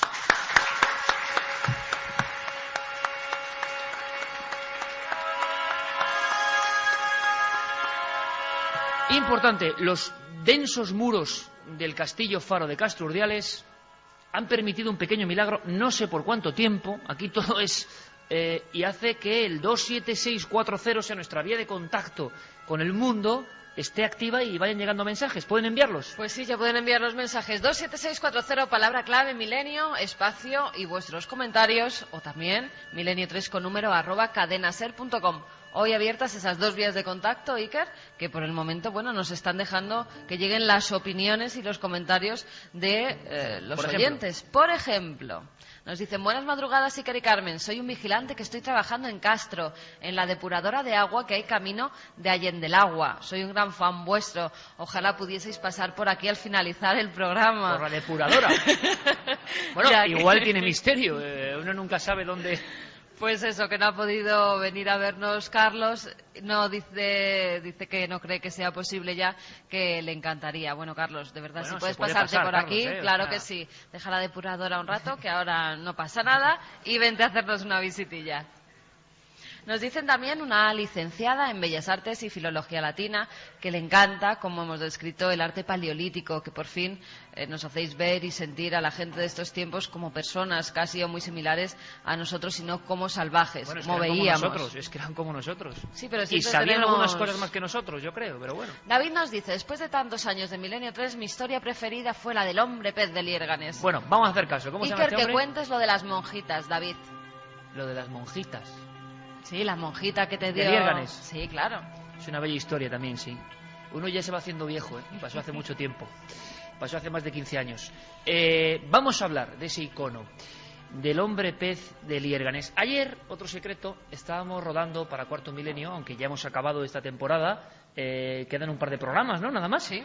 Y regresaremos con muchos misterios, con muchas historias. Ya veremos lo que dicen los hados, dónde, cuándo y cómo. Pero... estuvimos rodando en el río Miera, estuvimos rodando en Liérganes, Y yo cuando fui a Liérganes, ¿cuánta gente aquí ha estado en Liérganes? Bien, Más manos es un levantadas lugar que visitado pruebas, ¿eh? y lo merece, ¿eh? Y lo merece. Y va a estar esta noche también el alcalde de Liérganes, una causa de fuerza mayor, nos lo dice Ángel. nuestro amigo Joaquín de Diego, que ahora estará aquí, le ha impedido estar. Pero Liérganes es una joya, o sea, es una joya y a veces la gente no entra dentro de Liérganes y es algo maravilloso. Y se está potenciando la historia del hombre pez, que estoy seguro de que aquí todo el mundo conoce, pero que tiene algunas cosas increíbles. Yo me encontré hace 15 años, lo tengo que decir, un Liérganes donde no todo el mundo apoyaba la historia del hombre pez, o donde a veces casi parecía que era mejor olvidarlo porque era una cosa muy extraña. Ese hombre que, según cuenta la leyenda, y según cuenta el padre Feijó, ni más ni menos, y tenía por aquí yo algún libro incluso del padre Feijó, pero ya lo buscaremos, creo que lo hemos dejado en algún lugar, pero un libro donde había documentos concretos donde se hablaba de la historia de Francisco de la Vega Casar. Francisco de la Vega Casar, un individuo, un gran nadador, que al parecer desapareció en su pueblo de Liérganes, de sobra conocido para la gente de Cantabria esta historia, y reapareció en Cádiz a los 5 años. Dado por muerto, su madre recibe, María de Casar, la noticia de que, evidentemente, su hijo ha sido devorado por el mar Cantábrico. Pero ocurre algo, y ese algo es la irrupción de una especie de pez humano que coge trozos de pan y que empieza casi a querer ser capturado, porque fue una captura bastante fácil. En la bahía de Cádiz, ni más ni menos. Y nosotros viajamos hasta Cádiz para ver el convento de San Francisco. Y en aquel lugar de Cádiz se le hicieron exorcismos al hombre pez. ¿Quién era este individuo? ¿Por qué no hablaba? El pelo rojo como el fuego. Y resulta que después de muchos exorcismos y de no pocas penurias, aquel hombre gritó, dicen otros que dijo simplemente, la palabra Liérganes. Pero claro, decir Liérganes en la España del siglo XVII era como decir algo, bueno, las comunicaciones evidentemente no son como ahora. Y así empezó una comitiva que yo me la he imaginado siempre como una historia del Quijote, ¿no? Atravesando España para que el hombre pez regrese a su hogar. Pues de esta historia y de lo que pasó después, prácticamente no se quería hablar, para conseguir ciertas actas, sobre todo algunas donde se le nombra como hombre pez. Sufrimos, ¿no?, bastante. Pero hoy la cosa ha cambiado. Y hoy cuando vamos a Liérganes, y gracias Roberto Cuadrado por esto que me traes aquí, compañero, la gente de las series que es así, o sea, uno pide un libro del siglo XVIII y aparece un libro del siglo XVIII, ni más ni menos del padre Feijó, que decía, lograron pescarle, estoy leyendo textualmente de estos maravillosos libros que se hacían casi mejor que ahora en el siglo XVIII, y le llevaron al convento de San Francisco de aquella ciudad, en donde le hicieron muchas preguntas por varios modos y en diversos idiomas, mas a ninguna respondió ni se le oyó la palabra. En este momento el hombre pez manifiesta una estructura increíble, musculado, esa cinta que recoge precisamente el retrato que tiene en Liérganes por el pecho y por la espalda, y algunos hablan de unas manos casi palmípedas, ¿no?, o por lo menos con una especie como de vitela humana entre los dedos. Y dice, de esta taciturnidad pasaron a presumir los sacerdotes estuviese poseído de algún mal espíritu, bajo cuyo concepto le conjuraron algunos religiosos, pero de nada le sirvieron los exorcismos, ni se pudo salir de duda hasta que una vez se le oyó pronunciar Liérganes. Y así empieza esta historia que hoy en Liérganes es recordada, porque efectivamente esa comitiva regresa, atraviesa España, y cuenta la leyenda o la verdad que todos creyeron en su día, con testimonios puros y duros, que el hombre pez reconoce Liérganes, en su aspecto casi de tritón humano, empieza a caminar, se adentra por el pueblo y llega hasta la casa justa, donde esa madre que le había dado por muerto le abraza, sabiendo como una madre sabe que es su propio hijo. Pero luego es un misterio qué pasa con el hombre pez. Sabemos que vuelve a desaparecer y que ese mismo río Mierda donde ayer nos bañábamos para grabar para Cuarto Milenio es el lugar donde se esfuma, se marcha. Ahora allí en Liérganes hay varios homenajes de piedra emocionantes. Ayer estuvimos en Liérganes con un gran investigador, Joaquín de Diego, una enciclopedia de la Cantabria enigmática, misteriosa, arqueológica, sorprendente de verdad. Tenemos que decir a Joaquín casi que nos dé píldoras, porque tiene para hacer varios libros, sin duda alguna, y disfrutamos mucho con él. Hay novedades, hay cosas sobre el gran mito cántabro, el hombre pez. Un aplauso, por favor, para Joaquín de Diego.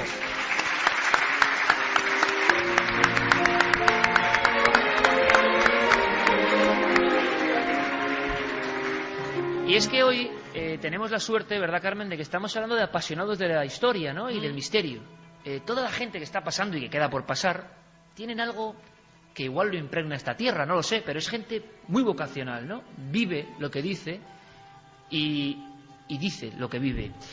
Joaquín, el hombre pez, bueno, vienes lleno de documentos que son una auténtica maravilla, actas, porque claro, fíjate qué curioso, mucha gente en Liérganes incluso me decía, bueno, que era una leyenda más.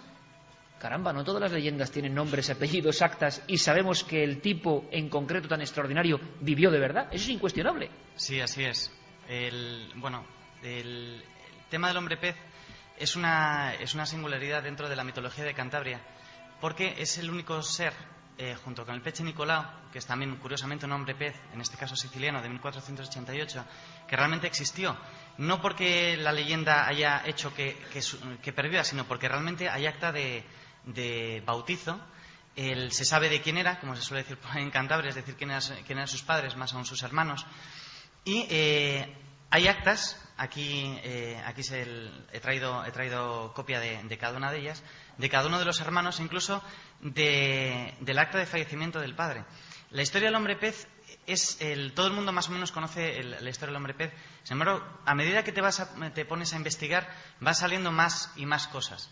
De hecho, bueno, quién sabe si de nuevo, cuando se siga indagando, se puede encontrar alguna documentación nueva. Lo que no hay duda, Joaquín, y esto yo creo que es muy importante, es que es un hombre de carne y hueso, y quizá algún milagro más, como lo vemos hoy en esa escultura que me parece preciosa, en el río Miera, mirando de una forma melancólica el río donde desapareció, y que vivió. Lo que no sabemos es, por ejemplo, y la gente me lo ha preguntado, ¿hay sepultura, algún documento? Hay un documento, yo también lo encontré en su día, de como misas por su alma, ¿no? Esto sí es curioso. Sí, el hombre pez, hay que tener en cuenta que al ser una persona y entrar su vida fue tan azarosa y tan espectacular que entró dentro de la mitología de Cantabria, porque la mitología de Cantabria ya recogía la presencia y la existencia de hombres pez. Hay que tener en cuenta que estamos en Casturdiales, y en Casturdiales se encontró lo que se ha venido a denominar el Neptuno cántabro, que es una escultura precisamente de un diosecillo, de un ídolo marino, precisamente en una zona, Casturdiales, cuya ocupación es la antigua Flavóbriga, se remonta muchos siglos atrás, y en donde nos encontramos en Casturdiales. Yo he tenido la suerte de ser coautor de un libro de historia de Castro adaptada para niños, encargado precisamente por el ayuntamiento, en el que además, para los niños, que son los que todavía conservan esa capacidad de sorpresa, que es la que deberíamos tener todos, incluso hay menires, es decir, hay constatación de presencia y de ese concepto religioso que al final es una de las cosas que nos hace humanos, ese concepto de trascendencia. Y estamos precisamente en una localidad donde se encontró una referencia a un hombre pez. El Neptuno cántabro, que mucha gente yo creo que no conoce, fíjate, fuera de Cantabria. Pues sí, en Cantabria sí hay gente que lo conoce. Lamentablemente has apuntado muy bien, somos muy malos vendedores de lo nuestro. Entonces, afortunadamente, en Liérganes se nos dio la oportunidad de hacer un centro de interpretación, y ahí procuramos contar la historia del hombre, que supera con creces a la leyenda. Más aún, hay tantas aristas y tantas variables que la leyenda se entremezcla con la historia y no se sabe muy bien dónde empieza uno y dónde Pero acaba. ¿por qué Joaquín se hacía misas por su alma? Que esto me extraña mucho. Hay documentos donde dice misa por el alma de Francisco de la Vega Casar, el hombre pez, y de su hermano, que cuando fue a buscarle en esos 5 años que desapareció también el hermano en la búsqueda. Pues sí, las misas por el alma es porque de hecho existen descendientes de la familia del hombre pez, y era además era, por decir una manera, la misa por el alma de alguien famoso de su familia.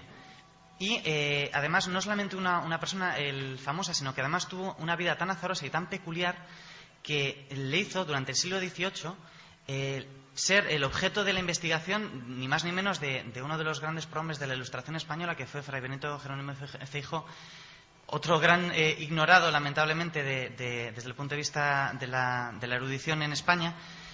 Y luego, a lo largo del tiempo, ha seguido siendo fruto de investigación, como por ejemplo el insigne Gregorio Marañón, que hizo... El doctor Marañón pensaba Joaquín, que era el hombre pez. Ahí es donde entra la información científico-médica de la que carecían con anterioridad. El hombre pez, a todas luces, parece ser, al igual que el famoso Peche Nicolau también, que tenía una serie de enfermedades asociadas al hipotiroidismo, es decir, una carencia de yodo que la madre durante el embarazo le provocó una serie de enfermedades. ¿Cuáles eran esas enfermedades fundamentales? El cretinismo, es decir, un retraso mental profundo que tiene mucho que ver con cuando le intentaban hacer hablar y no era capaz de hablar. Los que padecen de cretinismo apenas son capaces de tener conciencia de sus actos y, pese a que sí podrían físicamente hablar, no, por ese fallo neurológico no pueden hablar. Entonces, eso es una de las características. Y, sobre todo, la ictiosis, que viene del griego ictios, pez, y dolencia, padecimiento de enfermedad, que le hacía parecer un pez. Además, estas enfermedades tienen que ver una malformación desde el punto de vista físico. Por ejemplo, ahora todo el mundo conoce a Velázquez. Cuando vemos los cuadros ecuestres de Velázquez, parece que los caballos son enormes y la gente es chiquitina. Y bueno, pues es que realmente la media estatura por aquel entonces de la gente era 1,50 los hombres, 1,45 las mujeres. Y este señor mide, según las versiones, entre 2 varas castellanas, es decir, 1,67 o 6 pies castellanos, el 1,74. O sea, que es decir, un gigante de la época, casi. Efectivamente. Y coincide precisamente con aquellas malformaciones desde el punto de vista físico que aquellos que sufren cretinismo asociado a estas otras enfermedades suelen padecer enanismo o gigantismo. En este caso, a todas luces, sería gigantismo. Y a su vez, sobre todo lo que destacaba mucho era la ictiosis, esas escamaciones, como muy bien has apuntado, que era, para que la gente se haga un poco la idea, como una especie de psoriasis, pero en este caso con escamaciones verde-azuladas a marrones, que se iban y venían a lo largo del cuerpo, pero eran casi constantes. Las referencias eran todo a lo largo de la columna vertebral y desde la base de... Como dos cintas, ¿no? Eso es, Se dos está cintas de viendo escamas. además en pantalla, en la estatua que habéis puesto, junto al río, en la columna, si os fijáis bien, se puede ver como escamas. Por eso le hacía parecer un hombre pez. Le hacía parecer un hombre pez. Y además, da la casualidad que... hay un montón de variantes, de leyendas. ¿Por qué? Porque nadie conocía que tenía una enfermedad y se pensaba que había dos posibilidades exclusivamente. O que fuera un monstruo, o un ser marino, por lo tanto monstruoso, o bien que la madre, que es una de las muchas fuentes, dice, le maldijo. Bueno, pues la madre probablemente sería una santa y dudo mucho que le maldijera, porque entre otras cosas, cuando retornó al hogar, se hizo cargo y la abrazó como una madre. O sea que la cuestión es que este hombre pez se comportaba además. A lo mejor era complejo de culpa, porque nadie sabe, pero vamos, suena muy crudo decir una maldición de una madre, ¿no? Pero bueno, se creyó en su época. Sí, se creyó. Y más aún, parecía un pez y además se comportaba como un pez. Era capaz, se sabe, que era capaz de nadar largas distancias. De hecho, atravesaba la bahía desde Pedreña. Para aquellos que sean de aquí de Cantabria saben lo que puede ser nadar eso, sobre todo que la forma de nadar antiguamente era mucho más complicada. Era lateral, una especie de forma de braza, lateral, por lo tanto había que estar mucho más entrenado. Y luego además se sabe que era capaz de bucear mucho. O sea, que antiguamente se nadaba de forma distinta. Sí. La manera tradicional Uno de nadar... siempre aprende cosas increíbles, ¿no? La manera tradicional era lateral. Sí, era una especie de braza, de forma... Era la manera clásica en este caso hay referencias grecolatinas de cómo se cruzaban los vados a nado, y era una especie de braza desde el punto de vista lateral, y no levantaban los brazos como nada casi todo el mundo, el crawl. Por lo tanto tenía mucha más. Y quizá de ahí viene su aspecto hercúleo que muchas crónicas destacan, claro, ¿no? De un tío fornido. Tú me contabas, Joaquín, una cosa que a mí me pareció muy curiosa. No se vuelve a saber nada del hombre pez, desaparece, se cansa de esa vida, no decía ninguna palabra o hacía acciones, pues eso, como de cretinismo. Cuenta la historia que decía pan o tabaco, pero que no tenía que ver a veces con la acción de fumar o de tomar pan, y se lanzó de nuevo al río Amiera, donde nadaba de pequeño, y desapareció. Y tú me contabas que había investigaciones que decían que se le volvió a ver, y esto me encantó, y uno de los lugares podía ser Avilés. Avilés, sí. De hecho, en el periplo, estos 5 años en los que no se sabe qué pasó con él, se dice que llegó fue nadando por el Mar del Norte, llegó hasta Inglaterra, hasta el Támesis, Dinamarca, incluso Holanda. Y de hecho, curiosamente, investigando y buscando las pesquisas, es precisamente en la Biblioteca Nacional de Londres donde se encuentra un libro, en la transcripción de un libro castellano, de un libro español del siglo XVIII, en el que además se incluyen testimonios orales de coetáneos, con la variante y la peculiaridad que precisamente muchos de esos testimonios chocan directamente con las evidencias. Como por ejemplo, hablando del padre, cuando hay una evidencia dentro del acta en la que se especifica que el padre había muerto meses antes de que él naciera. Por lo tanto, ya, si era poca mala suerte, encima nació hijo póstumo. Y más aún, leyendo el acta, lo puedo transcribir aquí, de hecho, podría pasarlo para que lo viera la gente. Bueno, pero iba a entender poco porque, desde luego, bueno, yo no entiendo nada. Es un lenguaje muy enrevesado, una escritura, mejor dicho, muy enrevesada. Vamos a ver.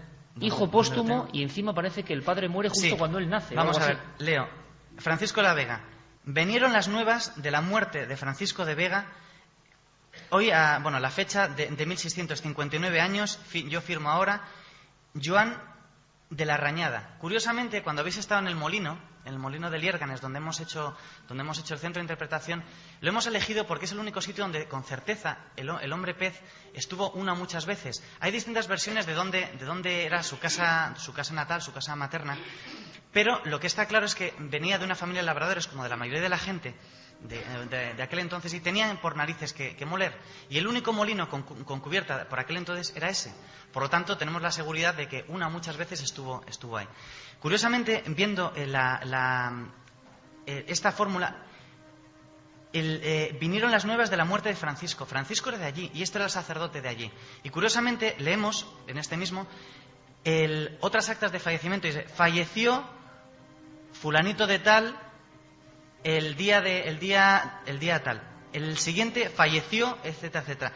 Esta es la fórmula normal en la que se especifica en el libro. Pero claro, esto, Joaquín, sin verlo es complicado, ¿eh? Claro. Esto sin verlo es complicado. Pero bueno, ¿se le vio al hombre pez en Avilés? ¿Tú crees que sí o que no? Sí. No se sabe. Hay muchísimas referencias al respecto de si estuvo ahí o no. Oficialmente no hay ningún dato, y después de ese regreso al río en su pueblo natal, desaparece cualquier atisbo. Después del periplo enorme que tuvo, al cabo de estuvo 9 años en Liérganes de nuevo y desapareció. No se sabe qué pasó. Al igual que durante los 5 años, cuando estuvo, se metió en la ría de Bilbao y desapareció nadando, y curiosamente además fue a desaparecer para sobre todo alimentar más la leyenda, la víspera de la noche de San Juan, un día mitológico donde los años... 24 de junio desaparece en la noche de San Juan el hombre pez, cuando es un joven, y aparece 5 años después. Y después, en el río Miera, vuelve a sumergirse. En fin, quizá nunca sepamos la verdad del hombre pez. Lo que es cierto es que nadie puede decir que es solo una leyenda. Te voy a pedir, Joaquín, que te quedes un momento, porque ayer le estuve preguntando algunos lugares de Cantabria que hay que visitar, y me dijo él, bueno, tú quieres saber incluso lugares que dan impresión, ¿no? Y él está excavando, investigando, buscando arqueología, y evidentemente hay algunos lugares que dan bastante impresión y parecen bastante distintos al resto. Queremos conocerlos. Me gustaría hablar de otro tema, y para eso voy a invitar a un investigador. Yo lo conocí hace muchos años y lleva toda la vida con otros buenos amigos como Fernando Bustamante o Mariano Fernández Urresti, investigando en Cantabria un sinfín de cosas y sin ningún temor a adentrarse en el mundo del misterio. Hace 15 años ya va a cumplirse 16 aniversario de esta historia.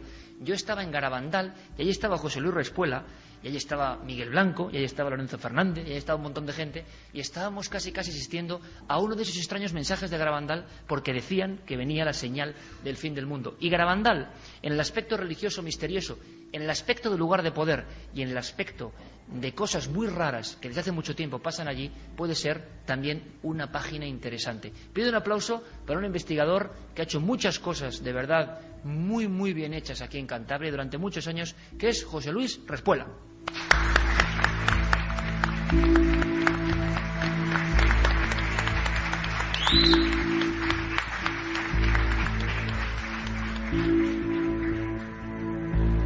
Enseguida, incluso las personas que estén aquí van a ver unas imágenes. Le pediría a Roberto Cuadrado, en esta difícil conexión que a veces es la radio y la imagen, porque uno, cuando vuelve a ver algunas escenas de Garabandal, es como lo que hablábamos de la prehistoria.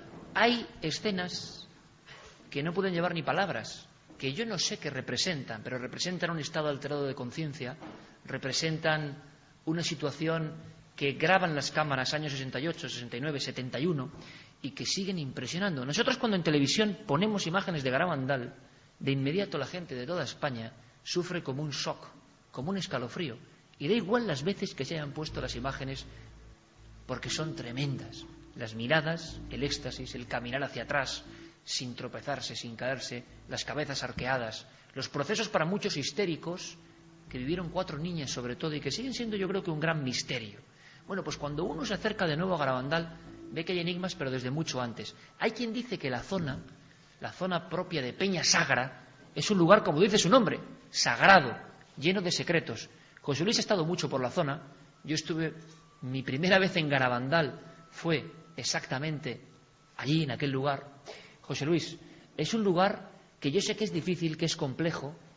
Ahora estamos viendo incluso filmaciones muy antiguas, pero qué duda cabe que mucho antes de lo que todo el mundo conoce, y ahora ha habido últimamente nuevos mensajes y cosas raras, de la interpretación humana de algo, muchísimo antes, José Luis, hay una zona de enorme poder. Sí, toda la zona de Peñasagra, quizás por eso tiene ese nombre. Hay que pensar que fue también uno de los últimos reductos de los cántabros. Pero, aparte de lo que pudo suceder en Garabandal, en las apariciones, yo no entro si fue la Virgen o fue alguien que se disfrazó de Virgen y se lo puso de esa forma, haciéndose como eco un poco de las creencias de las personas del pueblo. Hay una cosa que es cierta: esa gente que vivió aquello tiene una seguridad absoluta en lo que cuenta. Yo sé que no dicen ninguna mentira, lo vivieron tal como lo cuentan y lo sienten. Lo que pasa es que qué pasó realmente, eso es difícil de saber. ¿Qué fue lo que vieron? Eso es muy difícil de saber. Lo que sí es cierto, en toda aquella zona suceden cosas que tú sabes, que muchas veces hemos hablado de ellas, y hay lugares, no solamente en Garabandal, sino en las inmediaciones, sobre todo en la zona alta, ya a 1100 y pico metros de altura, en la zona de la pista que va subiendo hacia los altos, en que suceden cosas extrañas. Tenemos amigos comunes, José Luis, personas de total prestigio y rigor, y como no están aquí presentes, no vamos a decir su nombre, pero tampoco es ningún secreto, de llegar a ver, José Luis, en esa zona, cerca de Garabandal o subiendo por las laderas, una figura, por ejemplo, y hay que contarlo porque se ha contado en muchas ocasiones, sí, un ensotanado. Y yo la he visto. ¿Y tú la has visto? Sí. Cuéntanos, por favor. La historia es un poco larga, pero de todas formas, resumiéndola, en cierta ocasión subimos 4 amigos y de donde está el pueblo de Garabandal hacia el monte que está encima, que está justo a 1000 metros, pues bueno, eso que nos dio la energía esa, la fuerza de decir, vamos a subir allí por algo, no sabes por qué. La verdad es que 2 no aguantábamos la subida y nos quedamos por el camino. Y lo curioso es que en un momento determinado nos perdimos de vista unos a otros. Lo primero que piensas es que han desaparecido detrás de alguna ondulación del terreno o algo así.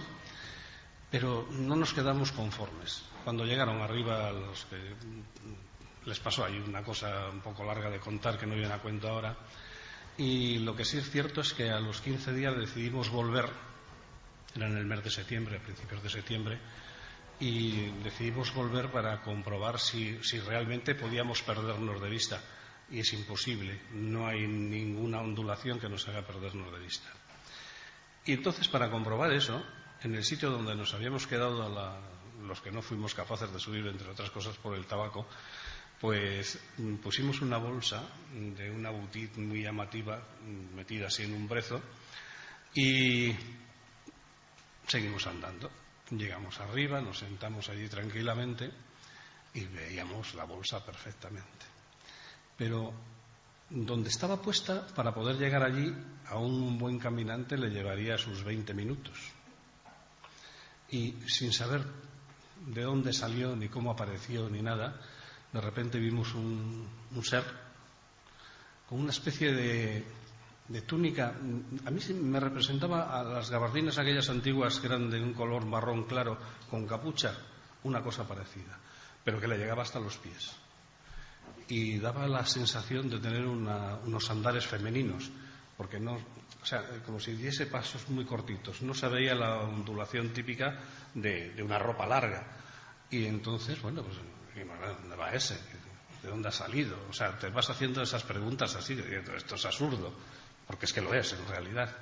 Y que va camino de frente a la bolsa, la coge y se la guarda. Estamos en ese momento pues llamándole de todo, nos lleva la bolsa. Y de repente, no sé si parpadeamos todos al mismo tiempo, cuando volvimos a mirar había desaparecido, ya no estaba. Es curioso porque mucha gente ha dicho, bueno, absurdo, absolutamente absurdo e incomprensible. Precisamente en Cantabria, y no sabemos bien por qué, en los años 70, y el Ejército del Aire tuvo bastante implicación en esto, tuvo interés. Hay lugares que estoy seguro que son bien conocidos aquí, como Escalante, lugares como Isla, lugares como Santa María de Cayón, quizá me puedo equivocar en el nombre, donde se denunció, incluso ante la Guardia Civil, la presencia de esto mismo que acaba de contar con esta absoluta naturalidad un hombre serio como José Luis Respuela. Es decir, gente normal y corriente que ve, me estoy acordando del caso de Escalante, impresionante, y que luego los testigos han tenido miedo a contar. A mí me lo contaron, precisamente con José Luis y con Fernando, hace más de 15 años. Y luego yo entiendo que la televisión y la radio a veces da un respeto. Me da mucha pena, porque ellos contaban con total honestidad esa visión de una figura idéntica, mucho más alta, entrando hacia el casco urbano de Escalante, mientras ellos iban a trabajar en aquel momento en la fábrica FEMSA de Treto. Y cogiendo la manija del SEAT 850, se quedan paralizados y ven algo que yo sé que es completamente absurdo, que es como si un sueño o una imagen paleolítica, como hemos visto antes, se mezclara con esta realidad. Pero hay lugares donde estas cosas, José Luis, pasan. ¿Cómo os quedáis? ¿Cuál es vuestra reacción?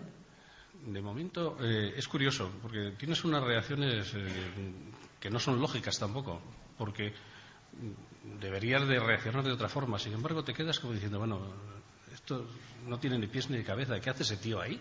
Lo primero que piensas. Y después vas... ¿Dónde se ha metido después, sí, no? Después vas sacando conclusiones. Y entonces te vas como recordando, rebobinando en tu mente detalles que primero no te has fijado. Es que no andaba, se deslizaba por encima de los brezos. Y con unos faldamentos que le llegaban hasta los pies, andar en un monte con brezos es bastante difícil. Pues nada, no se tropezaba en ningún sitio. Era curioso. De todas formas, allí en esa zona, ese personaje le han visto bastantes más personas. Vamos a ver más cosas, que a mí me interesa mucho, algo que no es muy conocido y quizá luego con otros amigos podamos salir de dudas. En esa zona precisamente, que es como muchos hablan del último pueblo de Cantabria en el sentido de que uno ve el mapa, ¿verdad? Y Garabandal queda como un ramal que sale metiéndose en lo más profundo de las montañas, en esta zona sagrada desde antiguo. Y a mí, ¿qué nos ha llamado la atención siempre, Carmen de Garabandal? Especialmente, al margen de los misterios, los mensajes, las imágenes impresionantes, ha habido una cosa de piedra que a mí siempre me ha llamado mucho la atención en Garabandal. Mucho. Sí, ahí lo estamos viendo, unos extraños símbolos, como unas cruces, abajo tiene una especie de triángulo, o el sostén de la cruz, y unas caras además que con nada, con 3 rasgos, unos ojos, una boca y una nariz, que parece larga, pues se dibujan en algunas fachadas de algunas de las viviendas, no en todas, ni mucho menos. Están repartidas además por una zona muy determinada de Garabandal y nunca hemos sabido, mira que hemos preguntado, ¿verdad?, a especialistas y ahora vamos a preguntar.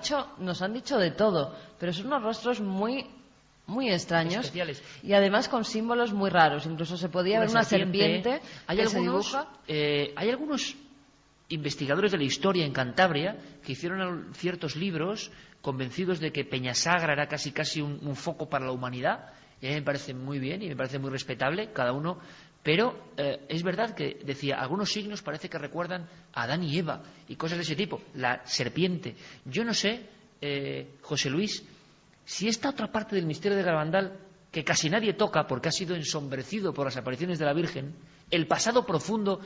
Algunos piensan que antes del cristianismo y recristianizado después con otros signos, reutilizado, ¿se sabe algo concreto? No, concreto no se sabe nada. Lo que sí es cierto es que esas piedras no pertenecen a las edificaciones de donde están ahora. Son piedras mucho más antiguas, recuperadas de otras construcciones más antiguas. Pero no solamente están estos grabados que se ven en las piedras que han recuperado y que, han utilizado. Cogieron de algún sitio y colocaron ahí, ¿no? Como un friso. Porque es que si se patea un poco aquella zona, en rocas que están en mitad del monte también se encuentran cosas grabadas algunas veces. Más arriba de Garabandal hay una piedra plana bastante grande. Bueno, eso tiene una leyenda bastante grande en latín, antiguo, pero aparte de eso hay discos grabados en las piedras, pero discos perfectos, que por supuesto que el que lo hizo se tuvo que tomar una molestia bastante grande, y están perfectamente grabados, y se encuentran muchas cosas de esas. Esas cabezas tienen una expresión además muy especial. Yo no las he visto en ningún sitio, puede que estén en algún otro sitio. Yo no sé, Joaquín, si a nivel de archivo de investigación se sabe algo de esas piezas de Garabandal en concreto. Me parecen rarísimas, incluso en el tiempo que tienen no se acaba de poner de acuerdo la gente, que es algo que pasa habitualmente. Es que en principio hay una cosa que ocurre sucesivamente en Cantabria, y es que aparecen cosas que son diferentes a otros lugares, como por ejemplo el hecho de las estelas. Las estelas que se dan en el ámbito, desde el punto de vista territorial, ahora incluye también parte de lo que es Asturias, una parte de las encartaciones de Vizcaya, del norte de Palencia, Burgos y León, pero es una propia singularidad de aquí, y precisamente va al hilo con estas formaciones. Posiblemente a caballo entre... Hay un gran debate, como siempre, cuando se encuentra esto, si por ejemplo las estelas son medievales o son de edad antigua o no. Pero lo que está claro es que es un punto, o puede ser un punto de transición entre el megalitismo tradicional, es decir, los menires, de los cuales encontramos un montón de rastros de ellos a lo largo de Cantabria. De hecho, aquí en Castrurdiales hay también menires. Aquí mismo en Castrurdiales hay restos de este tipo de los primeros ritos de la humanidad, prácticamente. Sí, hay menires, sobre todo el Ilso, que se llama Ilso 1 y 2, y hay en distintos sitios, hasta el punto que muchos de los menires ya empiezan a tener formas de tipo antropomórfico. O sea, humano, ¿no? Eso es. Piedras con forma humana. Con forma humana, simulando el cuerpo, la cabeza diferenciada del cuerpo, es decir, la transición de la cabeza al cuello y el resto del cuerpo. Y la tradición en Cantabria, desde el punto de vista de la plasmación de la religiosidad en piedra, es algo constante. No solamente desde Altamira, casi a lo largo del tiempo nos lo encontramos sucesivamente. Por ejemplo, en una de las fotos que acaba de sacar, curiosamente, y en relación con lo del hombre pez, aparecen 3 cruces.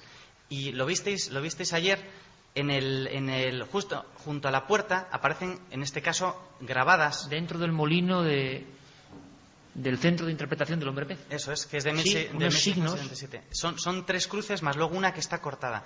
El tema es que la mayor parte de las cosas, y bueno, tenemos aquí un experto en estelas y en megalitismo, en fin, son siempre teorías. Y eso es una cosa también muy buena, porque te deja la propia